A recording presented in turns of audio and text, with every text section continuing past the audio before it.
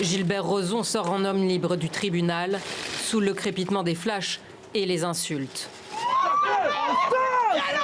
À l'origine de cette explosion de colère, la justification par la Cour du tribunal de Montréal de l'acquittement du célèbre producteur canadien accusé de viol et d'attentat à la pudeur. Le tribunal ne peut pas priver M. Rozon du doute raisonnable sur la question de la crédibilité, et ce, même si sa version apparaît moins plausible que celle d'Annick Charrette, la plaignante.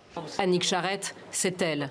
Cette femme de 60 ans aujourd'hui assure que Gilbert Rozon a tenté de l'embrasser et de la déshabiller lors d'une sortie avant d'avoir été contrainte le lendemain matin de céder à ses avances.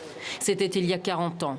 Jusqu'ici, elle ne s'était jamais exprimée publiquement. Ce mardi 15 décembre va rester un jour sombre pour toutes les victimes d'agressions sexuelles au Québec. Je pense que je suis un autre exemple des limites du système de justice en matière de violence sexuelle.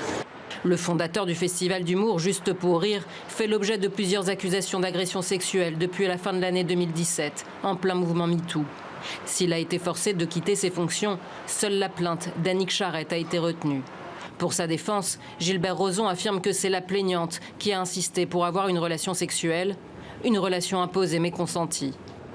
Face à nos confrères de Radio-Canada, Annick Charrette met en cause le fonctionnement de la justice. C'est un procès qui oppose deux versions. On pourrait parler de la justice des riches si on voulait, pour y revenir.